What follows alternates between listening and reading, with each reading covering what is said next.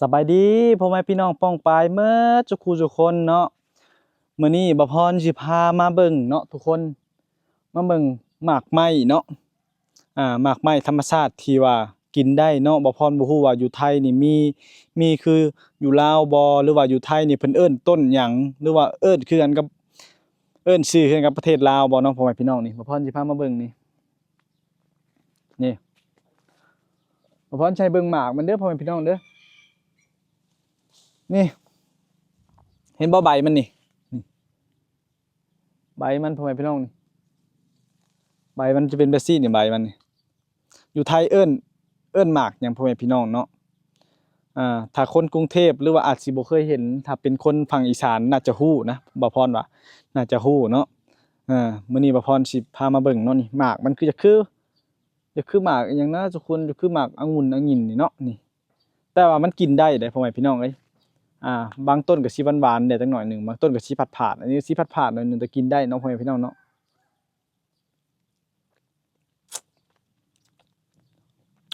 ที่ผัดผาดเล็กน้อยมักกินพ่อแม่พี่น้องโน่นนี่อยู่ไทยเอิ้นหมากหยังพ่อแม่พี่น้องเนาะ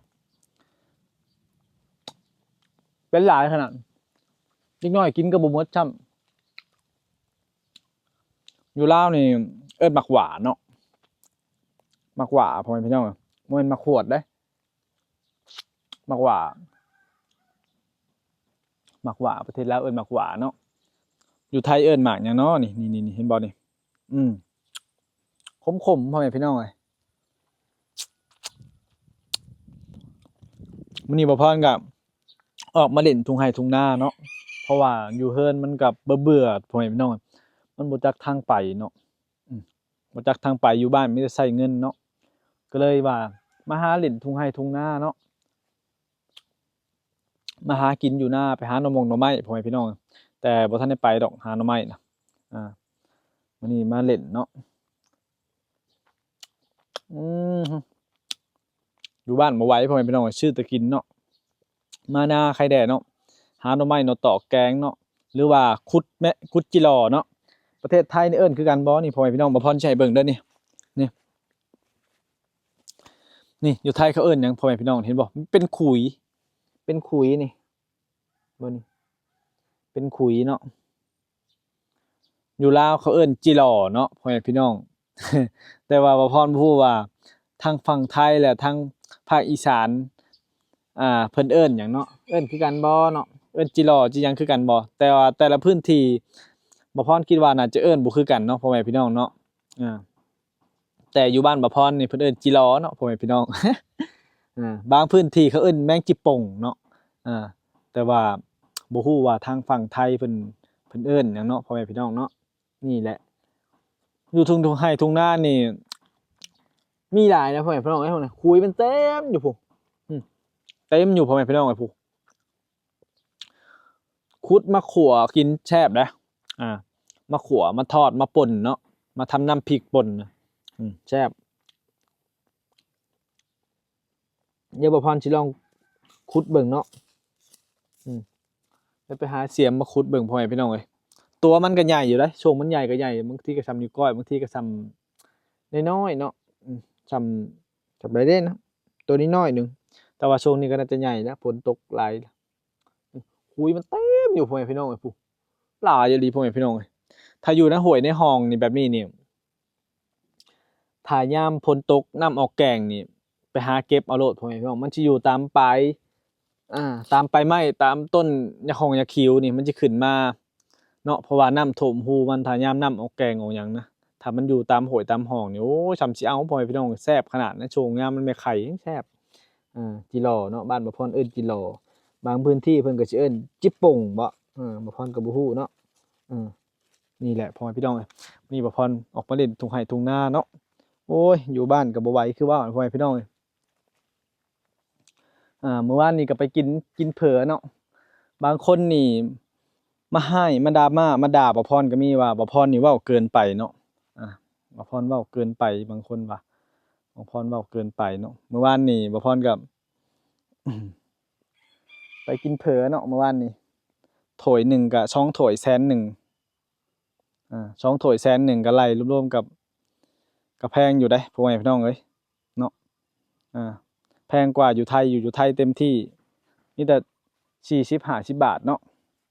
เผลอก๋วยเตี๋ยวนั่นแหละพ่อแม่พี่น้องอยู่บ้านบ่พรนี่2ถ้วย100,000ก็ประมาณ200บ่เนาะแต่ถามว่าบางคนว่าแพงบ่มันถ้าเปรียบเทียบกับอยู่ไทยก็มันก็แม่นเนาะพ่อแม่พี่น้องมันอาจสิบ่แพงอิหยังแต่ว่าเฮาต้องเบิ่งรายได้อยู่ประเทศลาวเนาะอย่างเช่นบ่พรมาอยู่หรือว่าคนเฮ็ดงานนี่วันหนึ่งเอาไว้สิเดือนหนึ่งนะเดือนหนึ่งนี่1,500,000ก็ประมาณ 2,000 หน่อยๆเนาะบัดนี้การชื่ออยู่ซื้อกินนี่มันแพงเนาะบางคนว่าโอ๊ยบ่พรนี่เว้าเวอร์เนาะช่องนี้บ่น่าเชื่อถือเนาะรีพอร์ตเนาะบางคนเว้าไปสิ ทุกคนต้องเข้าใจได้อยู่ลาวนี่มันแพงพอๆกันกับไทยแต่เจ้าต้องเบิ่งรายได้เนาะรายได้ของคนลาวนี่มันเทียบเท่ากับคนไทยบ่บัดนี้เฮาสิเอาของนำเข้ามานี่มาขายคืออยู่ไทยนี่หรือว่าบางแพงกว่าบางอย่างนี่มันบ่ได้เนาะพ่อแม่พี่น้องเฮาต้องเบิ่งรายได้รายได้คนทั่วไปนี่เนาะบางคนมาเบิ่งโอ้บ่แพงดอก100กว่าบาทมันก็คือกันกับอยู่ไทยนั่นแหละอยู่ไทยเนาะเงินเดือนอยู่ไทยเดือนละหมื่นเนาะคนลาวไปเฮ็ดงานอยู่ไทยเดือน15,000 14,000เนาะอยู่ลาวเจ้าเฮ็ดงานนี่เดือนจักพันเนาะเดือนละ2,000กว่าบาทเนาะบัดการชื่ออยู่ซื้อกินเจ้าบ่เทียบเท่ากับอยู่ไทยเนาะนี่แหละมันเป็นหยังมันจึงแพงเนาะบางอย่างก็แพงกว่าอยู่ไทยอีกเนาะเพราะเป็นของนำเข้าบางคนมาด่าบ่พรก็มีบ่พรเห็นแต่บ่พรก็บ่ได้คิดหยังหรอกไผสิด่าก็ด่าเนาะพ่อแม่พี่น้องเนาะนั่นแหละคือในนี่แหละมาให้มานานี่ได้เนาะมันมีของอยู่ของกินอยากหยังอยากไก่เนาะอยากกินข้าวเจ้าก็ขาไก่ต้มแกงกินได้เนาะอยู่ลาวนี่บ่มีแนวกินเนาะถ้าบ่มีแนวกินนี่ตามทุ่งไร่ทุ่งนาเจ้าก็ไปหาหน่อไม้เนาะหาหน่อไม้หน่อตอกมาอ่าแกงกินเนาะพ่อแม่พี่น้องหรือว่าขุดแมงจิรอนี่จิรอนี่เป็นคุยนี่บ่พรอ่าสามารถขุดไปคั่วไปหยังกินได้ก็ถ้าเป็นคนลาวก็กินไปแบบนี้แหละพ่อแม่พี่น้องกินตามธรรมชาติมีหยังก็กินไปเนาะบ่มีก็1ผักจ้ำแจ่วเนาะ1ผักก็ทุกวันนี้ถ้าหากผู้ใดเฮ็ดไร่เฮ็ดสวนหรือก็มันก็พอได้แต่ว่าคนทุกวันนี้เขาบ่ค่อยเฮ็ดไร่เฮ็ดสวนเป็นหยังเพราะว่าคนลาวตอนนี้เพิ่นก็สร้างสาหรือว่าเฮ็ดเวียกเฮ็ดงานแข่งขันกันเนาะอ่าบางคนก็กรีดยางเนาะกรีดยางมันก็เริ่มมีสวนยางแล้วแต่ราคามันก็พอได้เนาะพอได้แต่อาจสิบ่ได้หลายเพราะว่าเดือนหนึ่งก็ถ้าผู้ใดกรีดเองรับเหมาเองหลายๆก็ได้อยู่ประมาณเดือนหนึ่งก็4-5-6,000เนาะเพราะว่าอย่างร้านนี่ร้านไปกรีดเมื่อวานนี่เพิ่นว่าได้ประมาณ4,000,000-5,000,000กีบ4,000,000-5,000,000กีบก็ประมาณ5,000เนาะ5,000-6,000เนาะพ่อแม่พี่น้องนั่นแหละมันก็บ่มีเวลาที่จะมาปลูกมาฝังแล้วเพราะว่า1มาก็โซนมัน2มาก็เฮ็ดนาปีเนาะ